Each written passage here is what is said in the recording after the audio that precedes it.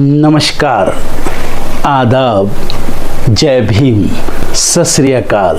मैं हूँ माजिद सिद्दीकी और आप देख रहे हैं focus Hindustan news channel.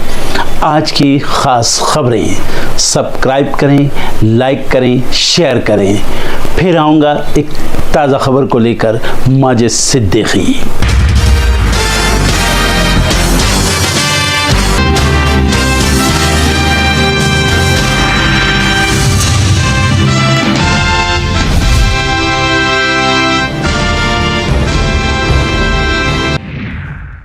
Rahul Gandhi फोड़ेंगे हाइड्रोजन बम, वोट चोरी के आरोपों से जुड़ा कोई और नया खुलासा करेंगे। बिहार चुनाव को लेकर हलचल तेज, अमित शाह आज पटना में संतों एनडीए नेताओं से करेंगे मुलाकात, रोहतास बेगूसराय में कार्यकर्ताओं को करेंगे संबोधित। गुजरात में कांग्रेस की 10 दिवसीय वर्कशॉप, राहुल गांधी आज करेंगे शिरकत। सशस्त्र बलों ने संयुक्त कमांडर सम्मेलन में तय किया भविष्य का रोडमैप, सीडीएस बोले भविष्य के लिए तैयार हो रही सेनाएं। आंध्र प्रदेश विधानसभा का सत्र आज से शुरू, विपक्ष ने की सरकार को घेरने की पूरी तैयारी। अहमदाबाद विमान हादसे में पायलट सुमित के पिता ने नई जांच की मांग की, पहली रिपोर्ट को बताया अपूर्ण। दिशा पाटनी के घर फायरिंग का मामला, यूपी एसटीएफ और दिल्ली पुलिस से मुठभेड़ में 2 बदमाश ढेर, विदेशी पिस्टल बरामद। उत्तराखंड में फिर तबाही, अब चमोली में बादल फटा, 5 लोग लापता, बचाव अभियान जारी। दिल्ली में आज जमकर बरसेंगे बादल, यूपी मुंबई में भी भारी बारिश का अलर्ट। भारत के बाद पाकिस्तान टीम भी सुपर 4 में पहुंची, यूएई और ओमान का सफर समाप्त। यूनुस सरकार का एक और कारनामा, शेख हसीना से छीना वोट डालने का अधिकार। सऊदी अरब और पाकिस्तान के बीच हुई डिफेंस डील, एक पर हमला माना जाएगा, दोनों पर अटैक। ओबामा बोले चार्ली कर्क की हत्या के बाद अमेरिका दोहरे मोड़ पर, ट्रंप ने देश को बांट दिया। हमास को खत्म करने के लिए गजा में आर पार की लड़ाई जारी, जमीनी आक्रमण कर सिटी में घुसे इजरायली सेना और टैंक। डोनाल्ड ट्रंप के खिलाफ लंदन में प्रदर्शन, मार्च निकालकर ट्रंप नॉट वेलकम के लगाए नारे। जेवर एयरपोर्ट के उद्घाटन की आ गई तारीख, 30 अक्टूबर को होगा उद्घाटन, 45 दिनों में शुरू होगी पहली फ्लाइट। फेड ने ब्याज दरों में की 25 बेसिस पॉइंट की कटौती, ट्रंप टैरिफ से बढ़ी महंगाई पर लगेगी लगाम। पेंशन पर हो गया बड़ा ऐलान, 1 अक्टूबर से एनपीएस स्कीम में फंड का पूरा पैसा इक्विटी में कर सकेंगे निवेश। पानी के अंदर रिमोट से संचालित वाहन खरीदेगी नौसेना, ओडिशा स्थित स्टार्टअप से 66 करोड़ रुपए का अनुबंध। केंद्र ने जीएसटी 2.0 की नई दरों को अधिसूचित किया, अब राज्यों को उठाना पड़ेगा ये कदम।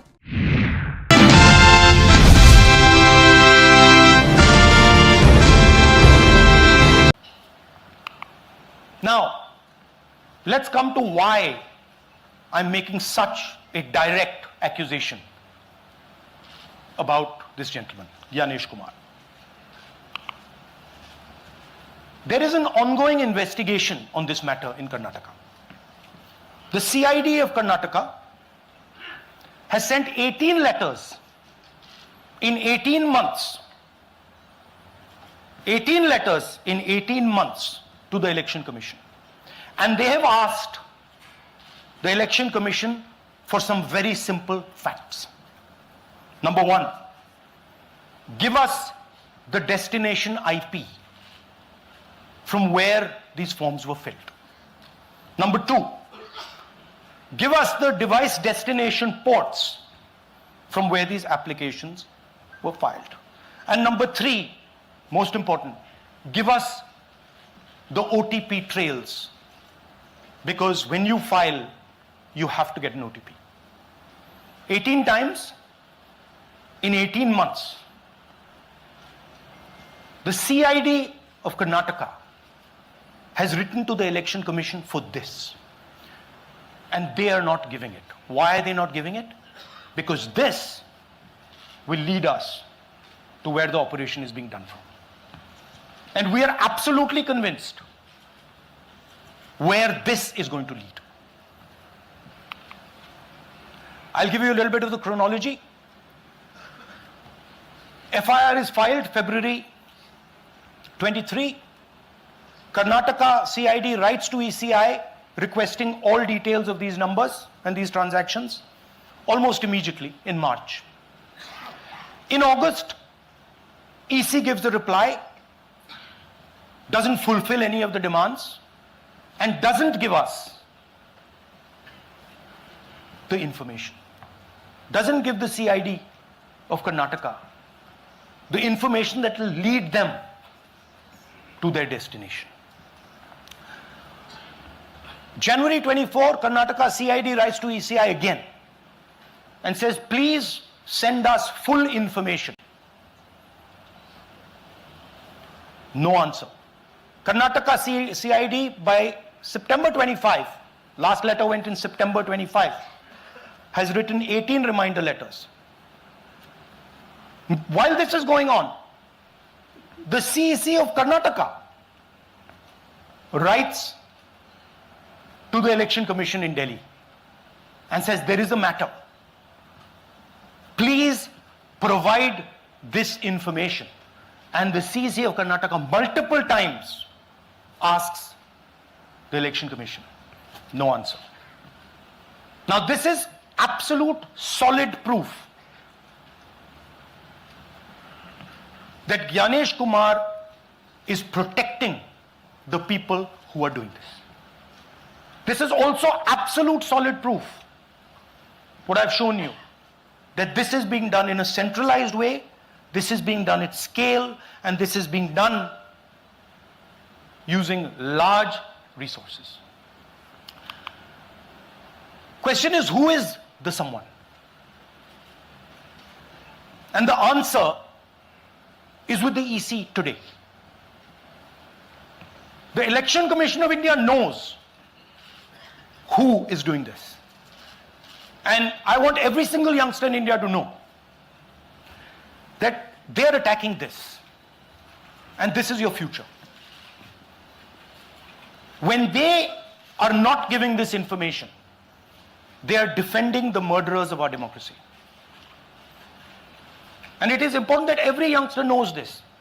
Your jobs, your future, your aspirations all come from this instrument. And the Chief Election Commissioner, Mr. Gyanesh Kumar, is not telling the CID of Karnataka who is doing this. This is not an isolated case. There are many such cases. Here is another one. Maharashtra, Rajora, same idea. 6,850 targeted voters added. Anand we caught deletions, Rajora we caught additions. But the basic idea is the same. Phones from outside, people who are supposed to have added voters don't know that they've added voters. People who've deleted voters don't know that they've deleted voters. You can see, you might remember that, those names there. JW, JW, JW, JW from the last presentation. Same model. So it's the same system that is doing this. It's doing it in Karnataka. It's doing it in Maharashtra. It's done it in Haryana. It's done it in UP. And we have proof of all of it.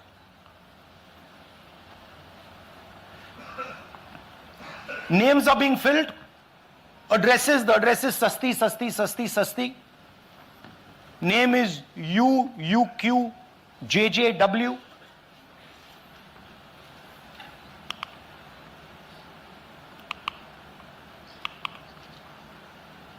So, what are we saying here? That the Chief Election Commissioner of India, Gyanesh Kumar, needs to stop protecting the people who are destroying Indian democracy. We have given you 100% bulletproof proof here. It cannot be doubted. You have seen it with your own eyes. Right? EC has to release this data of these phones, these OTPs, within a week.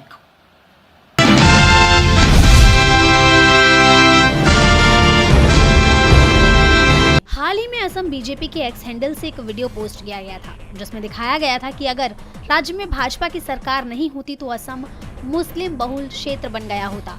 BJP के इस video पर AIMIM प्रमुख असदुद्दीन ओवैसी भड़क उठे। उन्होंने BJP के video को नफरत फैलाने वाला बताया।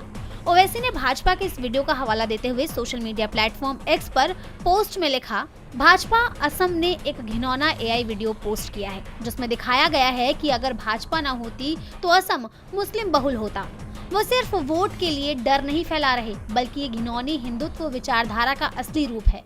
भारत में मुसलमानों का अस्तित्व ही उनके लिए एक समस्या है। उनका सपना मुस्लिम मुक्ति भारत है। इसके अलावा उनके पास भारत के लिए कोई विजन नहीं।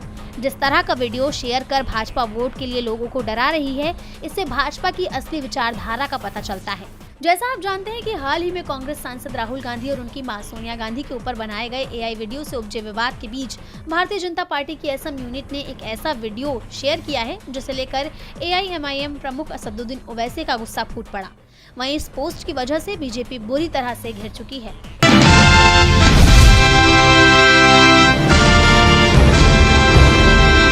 दिल्ली हाईकोर्ट ने 16 सितंबर को केंद्र सरकार के उस रवैये को कटघरे में खड़ा कर दिया जिसमें दिल्ली के पूर्व मुख्यमंत्री अरविंद केजरीवाल को उनके हक का घर देने में देरी की गई।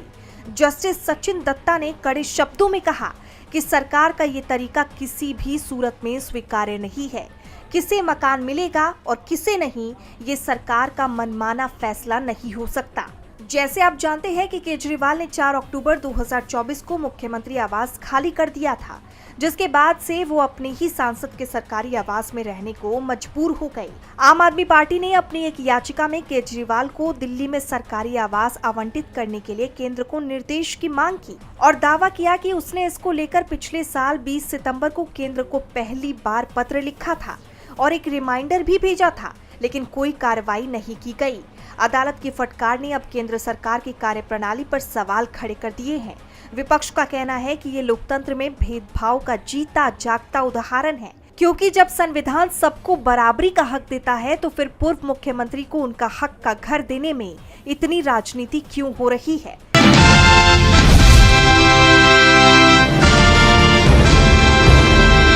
पीएम मोदी के 75 वर्ष के पूरे होने पर सबसे बड़ा सवाल ये रहा कि पीएम मोदी कब रिटायरमेंट ले रहे हैं। इसी को लेकर शिवसेना यूबीटी के मुखपत्र सामना में लिखा गया कि पीएम नरेंद्र मोदी के लिए इस बार सितंबर की 17 तारीख खतरा लेकर आई। इस मुखपत्र में कहा गया कि मोदी के हालिया क्रियाकलापों से उनकी लोकप्रियता में गिरावट आई है और ऐसे में मुंबईकर उनका इस्तीफा चाहते हैं। 75 साल बीजेपी में आधिकारिक रिटायरमेंट लेने वाली उम्र मानी जाती है। मुखपत्र में रिटायरमेंट पर भी बड़ा दावा किया गया है। मोदी की रिटायरमेंट पर लिखा है कि मोदी 75 साल के हो गए। ऐसे में भाजपा की परंपरा के अनुसार उन्हें रिटायर होकर मार्गदर्शक मंडल में शामिल हो जाना चाहिए। प्रत्यक्ष या परोक्ष रूप से संघ संचालित भाजपा में अब तक एक नियम चला आ रहा है कि 75 पार का कोई नेता किसी अहम पद पर काबिज नहीं रहे। पिछले दिनों संघ प्रमुख मोहन भागवत ने इसका इशारा भी किया, लेकिन संघ और पार्टी में मोदी के कद को देखते हुए सभी यही मानकर चल रहे थे कि इस बार मोदी के साथ ही संघ और भाजपा का 75 पार हो रिटायर वाला नियम भी टूट सकता है। मोदी की रिटायरमेंट को लेकर शिवसेना ने एक तरफ ये दावा किया कि मोदी की रिटायरमेंट वाली उम्र आने पर बीजेपी और आरएसएस की परंपरा टूट सकती है, और ये दावा सच होता हुआ भी दिखाई दे रहा है।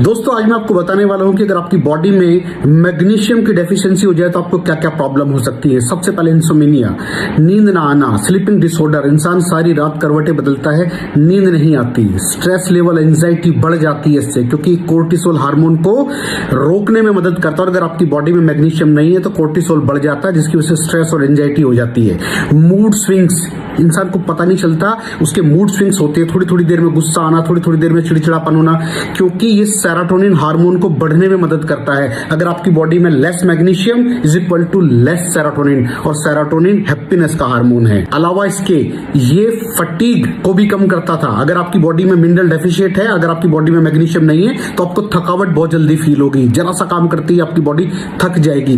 पुअर डाइजेस्टिव सिस्टम, ये डाइजेस्टिव सिस्टम को भी मैनेज करने में बड़ा शानदार रोल प्ले करता है, और अगर इसकी डेफिशिएंसी है तो कॉन्स्टिपेशन, डायरिया जैसी प्रॉब्लम हो जाती है। माइग्रेन, बहुत खतरनाक प्रॉब्लम है माइग्रेन। अगर डेफिशिएट है आपकी बॉडी मैग्नीशियम से तो आपको माइग्रेन की प्रॉब्लम भी हो सकती है। ब्लड प्रेशर, अगर आपकी बॉडी में मैग्नीशियम कम है तो आपको ब्लड प्रेशर की प्रॉब्लम हो सकती है। इरेगुलर हार्ट बीट, ये हार्ट बीट का बढ़ जाना, कम हो जाना, बढ़ जाना, कम हो जाना, मैग्नीशियम डेफिशिएट होने की निशानी है। ऑस्टियोपोरोसिस, बोन हेल्थ वीक हो जाती है, क्योंकि आपकी बॉडी का 60% जो मैग्नीशियम है वो आपकी बोन्स के अंदर होता है। अगर आप बाहर से मैग्नीशियम नहीं ले रहे हैं तो आपकी बॉडी जो है वो हड्डियों में से लेना शुरू कर देती है, जिसकी वजह से ऑस्टियोपोरोसिस की प्रॉब्लम भी हो सकती है, आपकी हड्डियां कमजोर हो जाती हैं। और मसल क्रैम्पिंग, मसल क्रैम्प, नस पे नस का चढ़ जाना, मसल्स पे अकड़ जाना, बिल्कुल चलना मुश्किल हो जाता है। तो मसल क्रैम्पिंग भी तभी होती है जब आपकी बॉडी में मैग्नीशियम की डेफिशिएंसी हो। और दोस्त, हमारे यहाँ 90% से ज्यादा लोग मैग्नीशियम डेफिशिएंसी के शिकार हैं। कहां से मिलेगा मैग्नीशियम, कितनी मात्रा में लें, किस क्वालिटी का लें? तो उसका जवाब है वेस्टीज प्राइम CMD।